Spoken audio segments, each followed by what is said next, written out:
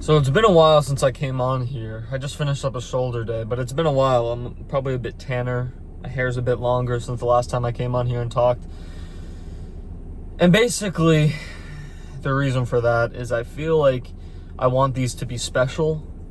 I want these to be not like a life update, but I want to be able to learn lessons and then come on here and share them with you. Like, I have a bunch of stories from my transformation and my journey thus far, but I feel like I like recording these videos, and they're the most impactful when I'm learning things or I'm getting reminded of things in real life, and I'm continuing my self-development, and I'm continuing to learn and get better, and then I can come on here and share those, right? And for that to happen, it takes a little bit. You know, if I told myself I'm going to make 2 of these a week, I feel like that would be a bit redundant, a bit repetitive, but that's besides the point. So recently, I've been doing kickboxing. So that's what I've been doing recently. And I could talk about, the mental struggle it was to overcome the hurdle of actually committing to getting in a kickboxing gym and fighting. And the thing is like when you're a beginner and you go to a kickboxing gym, you're accepting the fact that you are going to get punched in the face, that you are going to get beat up, essentially, right? Because your conditioning's terrible. If you've ever fought before, if you've ever done martial arts before, MMA, boxing, kickboxing, you know that the conditioning it takes to stay to be able to fight is like second to none. It is very, very hard, because if you stop for whatever reason, if you slow down, you get hit, right? So like you have to keep moving, you have to keep punching, you have to keep defending yourself, getting out of the way. And so it was a hard mental struggle to, overcome and accept the fact, like, yeah, it's going to hurt, until maybe like my 4th or 5th class, where I can learn how to like duck, block, get out of the way, that sort of thing. I can actually, have some sort of skill, even if it's just a little bit. But that's besides the point. Yesterday, so I've been going Tuesdays and Thursdays. Today's Friday. So yesterday I was thinking while I was sparring, and just to give you guys some context, the way these classes aren't like some soft little like self-defense classes. Like, it's like hardcore sparring. It's an hour-long session. The first 15 minutes or so are spent drilling some sort of punch or some sort of move, and then it just goes into full-on sparring. Kicks, punches to the face, everything is, free reign. And yesterday, for example, we were practicing throwing a straight and then faking a straight and throwing a hook to the body or the face. So we drilled that for like 15-20 minutes and then got right into sparring. And while we were sparring, I got hit hard a few times. Like, I got hit in the side of the face, hit straight in the nose, and it had me thinking for a moment, because when you get like hit in the face hard, it's not that like your face hurts for like the rest of the day, but it's like you can feel it. It's like I got hit in the side of the head, I got hit straight in the nose a few times, and like hard punches, and it's not like it hurt for the rest of the night, but it was just like I noticed it. Like, it's like I could feel the glove still on my face. And it had me thinking, because you see all these like crazy injuries on social media, all these boxers who like got brain damage and died. And it had me thinking, like, what if I died? Like, what if one of these punches just took me out somehow, super, random, and I just died? How would I feel? And I was thinking to myself that yesterday when I was in the shower after kickboxing, and it took me back to around 2020, where I don't know if I'm pretty sure I talked about this on here before, but I had really bad anxiety as it pertained to my health. And this was before I even got in shape. Like, this was like a year. Yeah, I would say like a year before I started my fitness journey. So around like maybe June, I would say summer of 2020. And during this time, I was just like super anxious. It was also like quarantine time, so like we were in our houses all day, and that was like the main reason. I was just like so constrained in my comfort zone that like any disruption to that had me anxious. And it's called like hypochondria, when you have like this like sort of phobia or this sort of heightened anxiety as it pertains to your health, where like if I was playing basketball in there were times I was playing basketball in my driveway, just shooting around by myself, and like my heart skipped a beat, or like I had a palpitation, or for a minute like I blinked and like my vision was blurry for a second. I would start freaking out. Like, I would go online, I would be like, symptoms of a heart attack, symptoms of heart failure, and I would just look at all the symptoms and like see if it's like confirmation bias. I would like see if like maybe I'm having a heart attack, and I would freak out. And there were times I went to the doctor to get it wasn't an EKG, but it was like they would just tested me, essentially, like listen to my heart. So my anxiety was pretty bad. And there were times like I was scared I was going to have an aneurysm randomly, because it just seems like such a random thing to happen. Like, I was just scared all the time about my health. Any sort of random ringing in my ears, or any sort of random pain, or not even pain, just feeling. If I had a feeling in my arm, my leg, my stomach, it was just like, what's the worst possible thing this could mean? That's what I have. And then I would just be terrified. And I think back to this time yesterday when I was in the shower, and I think back to what like my daily routine was like during this time. So I was about 16 years old, and my daily routine was play Xbox, hang out with friends, talk to friends. Because keep in mind, this was quarantine, so there was no school really. Plus, it was also summertime. But it was really just play Xbox, wake up, play Xbox, go to sleep. No physical activity whatsoever. Maybe once a month, twice a month, me and my friends would go play basketball. But the point is, my lifestyle was very sedentary, and I was living a life that was very incongruent with the life that I'd be proud of. And that's what I really reflected on last night. Because when I was thinking, like, what if one of these punches just took me out? I thought about it, and I was like, I wouldn't really care. I would be fine with it.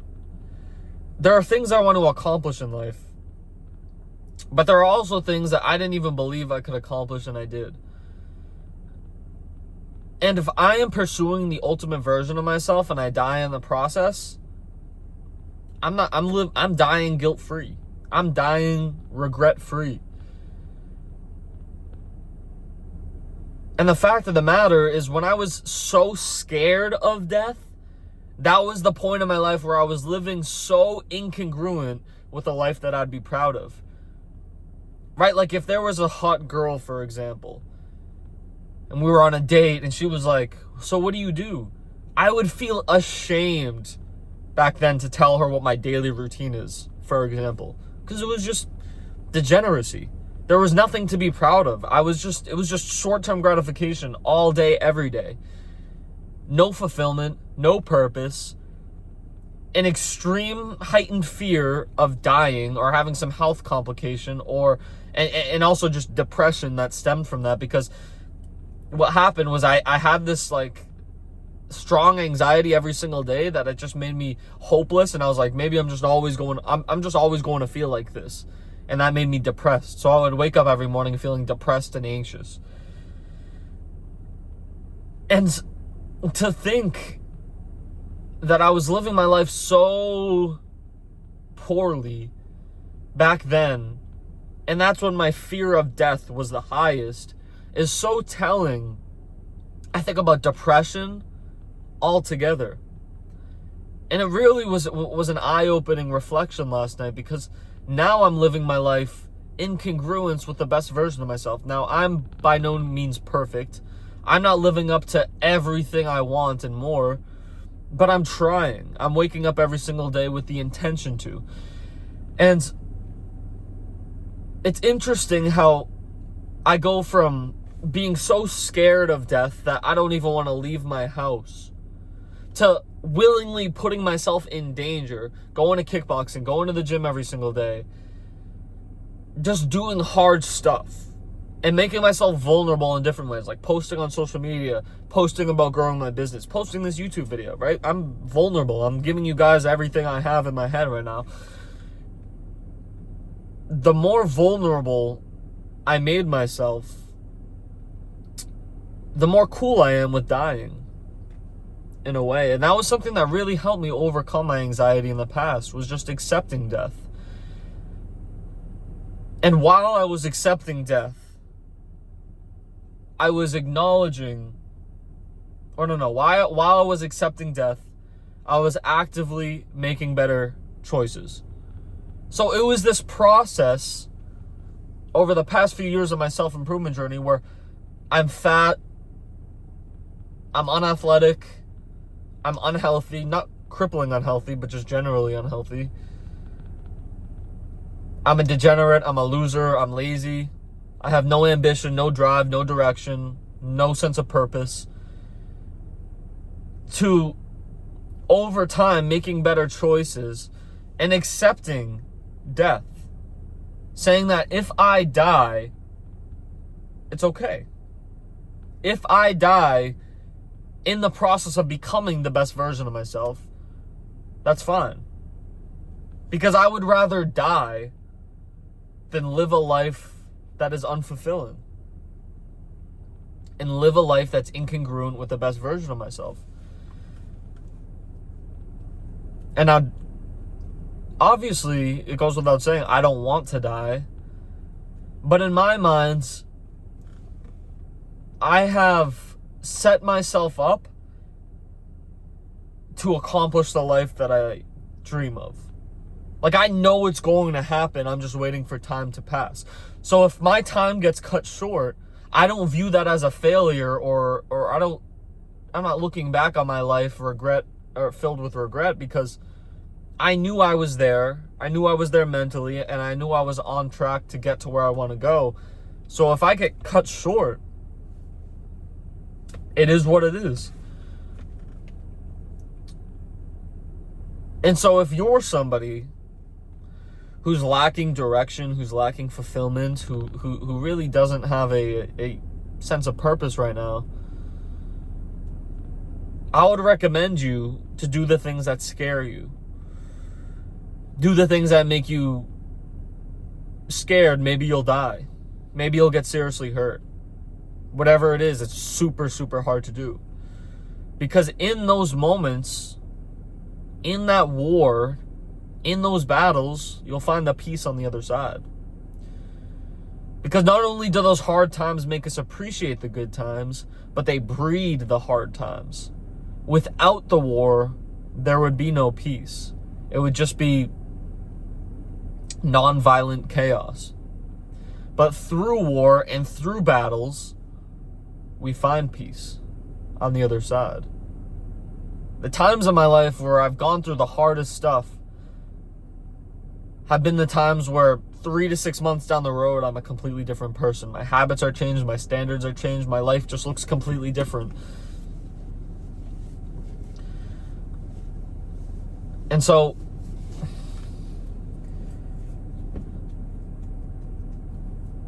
my message really here today is a question. Are you living a life that's incongruent?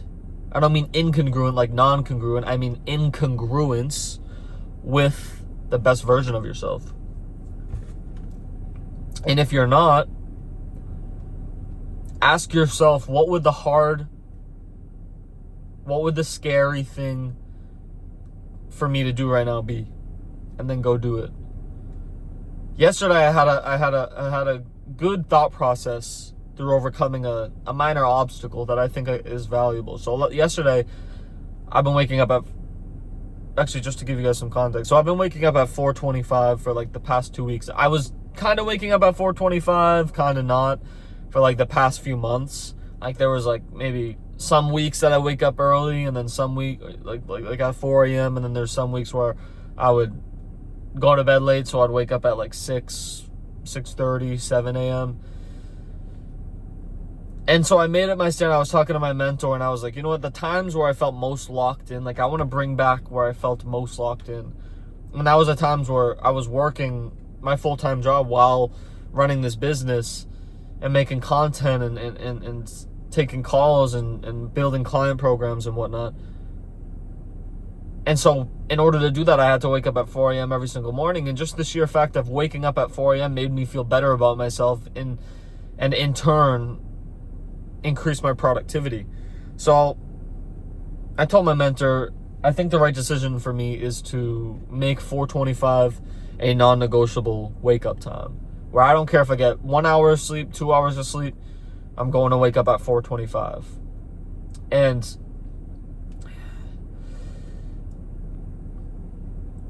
it's interesting because it's been extremely valuable, and I've noticed the benefit of not only just waking up and sticking to a non-negotiable and fulfilling the commitment I made to myself each and every day, whether it's hard or whether it feels easy, whether I got great sleep or terrible sleep, but it has also helped me just stick to a routine. Because when you make decisions based off how you feel, you become superstitious about your routine, right? Like, I was trying to build my routine before, but since I didn't have a clear wake-up time, it was kind of hard to do. Because I was like, what if I wake up at 6? What if I wake up at 4? What if I wake up at 7 or 8? You can't really build a routine when the wake-up time or when the start of that routine has a range of 4 hours. Like, that's what is that? 4 times, so that's a sixth of a day right there. But my point in telling you guys this was yesterday, I, like always, have the non-negotiable of waking up at 4:25 a.m. And so I wake up at 4:25 because I keep my phone across the room, so whatever happens, I have to wake up. There's no, like, grabbing my phone, turning the alarm off, and then just turning over the other side. Like, I have to stand up and walk over to my desk and shut off my phone. And so I get up at 4:25, and I'm, like, so tired. I didn't even think I got bad sleep. Maybe, like, I got, like, 6.5 hours, which isn't terrible, but it's not great. I shut off my alarm, and I'm just like, bro, I just should just go back to bed. And I post my 50 morning push-ups on my story every single morning, but I was like, I'm just going to post my push-ups and then just get back in bed and go to sleep. And so I walk in the bathroom, and I'm just looking at myself in the mirror, and I'm just contemplating. I'm just like, should I wake up? Should I go back to sleep? What are the pros and cons of both? Will it be worth it to stay up and go hit? And it was also leg day too, so it was pretty, I had some daunting tasks in front of me. I was like, should I do it? Should I not?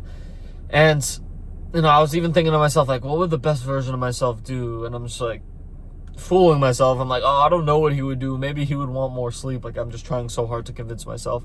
And I thought of this for a moment. I thought for a second, out of all the parking spaces, this dude's about to pull up right next to me. I thought for a second, what would be the easy decision right now? What would be the easy decision for me to make? And what I realized is I should go the other way. I should stay up. I shouldn't go back to sleep. That is the easy decision. Going back to sleep is the easy decision. I'm going to go the other way. And that's a mental framework you can apply to really any decision you're faced with. What is the easy decision here? And let me go the other way. Fast track to growth right there. That's how self-improvement's, that's the origin of self-improvement in a way, is making those decisions or being faced with those decisions and choosing the harder path, the path with most resistance. And so my whole point and my whole message here today is to reflect on your life. It's to reflect on what you've been doing. It's to reflect on your daily routine and then ask yourself, is this the path of least resistance? And has this led me to a life that isn't as fulfilling as I'd like it to be? Doesn't give me that peace when I go to sleep at night that makes me feel like today was a good day. I gave it my all today. And if you're not feeling that, at least like 5 nights a week, 4 nights a week, we all have bad days. But if you're not feeling that the majority of the time, well, then you should really reflect and adjust your routine to integrate more hard things, more things that scare you, more things that will make you feel at peace with death. Because if you're scared of death, I would bet there's a high likelihood that you are living a life that would leave you with regret as you pass into the afterlife. And if there's one pain that hurts more than anything else,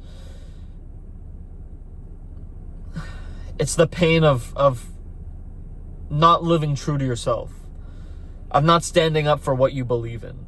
It's really just not being yourself. And so if you are not being yourself and living that life that gives you the most fulfillment, and you know this is going to leave you with potentially leaving this world filled with regret or feeling guilty about what you should have done, or how you should have asked that girl out, or how you should have started that business, or how you should have gone on that trip, well, then you need to change things up. Because life is short, man. Life is short. And time is going to pass whether you make the right decisions or not. Right, like if I told you you were going to make all the wrong decisions in the future, you wouldn't say, oh, I need to think about if I want to do that. You'd be like, no, I don't want to do that. But for some reason, when it comes to making the right decision, people are like, ooh, let me take some time to think about it. Brother, adjust your routine after watching this video and go make it happen. And if you need some help, I put a Calendly link in the description of every single video I post, because some real killers, some real beasts book calls with me who are real serious about improving their physique, improving their routine, improving their habits, and, you know, have a decent goal in mind, but not have really any direction of the actionable steps to take each and every day to make that happen, to make that a reality for themselves. And so they book a call with me, we talk, I get an idea of their situation, and we build a game plan. And like I always say, like, if you're just looking for quick tips, just keep using these YouTube videos for value. But if you really want to learn from me and my journey, and you can go on my Instagram at BetterLifestyle365 and look at my journey and see how far I've come, not only physically, but mentally as well. And so if you want that direction, if you want that routine, feel free to book a call with me if you're serious. But other than that, y'all, that's really my message. I feel like I've expressed myself to the best I can, and I believe that you guys understand what I'm saying. So go adjust that routine if it's leaving you unfulfilled, until the point where you'd feel okay with death. That's the place you want to be at. Peace out, guys.